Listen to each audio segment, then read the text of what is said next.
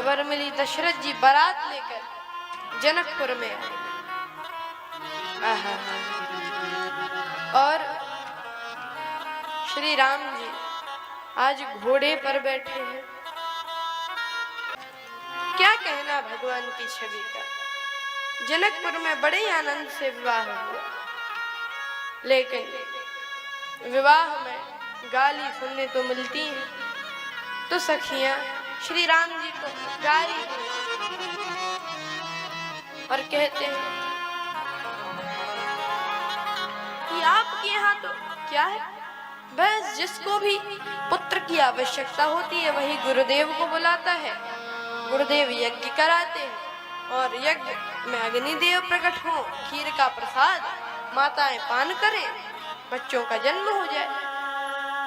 तो लक्ष्मण जी बोले हमारे यहाँ तो फिर भी माताओं से जन्म होता है, आपके यहाँ तो इसकी भी जरूरत नहीं।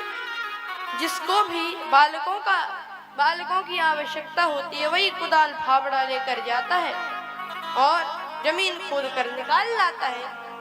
कौ नहीं जन्मे मात पिता बिन बने वेद की रीति, और तुम्हारे तो मही से सब उपजत आस हमारी नहीं। आहा। लेकिन सखियां कहती हैं किंतु जनकपुर समाचार सुन आ गए बिना बुलाए, बन बैठे मेहमान रघुबर राम लला। बिना बुलाए आए हो, बिना बुलाए मेहमान हो। तो लक्ष्मण जी बोले नहीं, चिट्ठी गई थी ऐसे नहीं आए। तो कहने लगे सखियां राम जी कहें तो माने, चिट्ठी गई थी।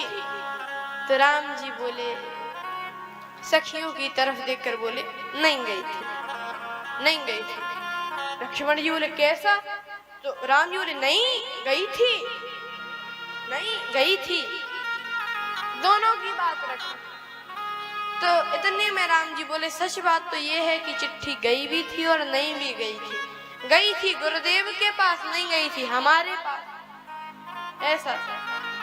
लेकिन तभी सखियां बोली कि आपको अभिमान नहीं करना चाहिए। लक्ष्मण जी बोले क्यों? राम जी अभिमान करें क्योंकि उन्होंने धनुर्भंग किया है। तो कहा कि राम जी कहें तो माने कि धनुर्भंग किया है। सखियों ने कहा कि बताओ प्रभु धनुर्भंग किया है। भगवान बोले बताओ। लक्ष्मण जी बोले बताओ प्रभु धनुर्भंग किया है, सच बोलने में तो कोई हर्ज नहीं। तो राम जी बोले नहीं हमने नहीं किया धनुर्भंग। कहा काहे बेइज्जती कराते हो, बोल तो दियो कम से कम कि धनुर्भंग हम नहीं किया है।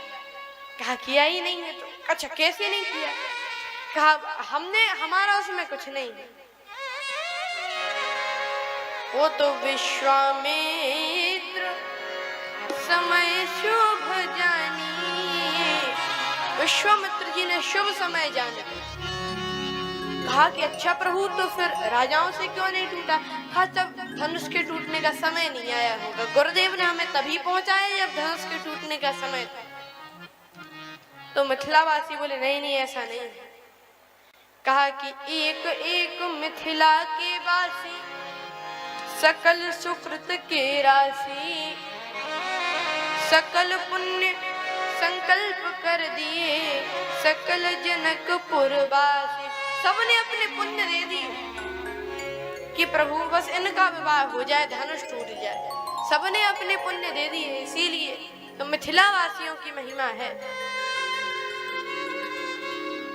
ऐसा सखी कहती है और ऐसी अजब गजब गाली सुनाती है महाराज। लेकिन बड़े आनंद पूर्वक विवाह संपन्न हुआ।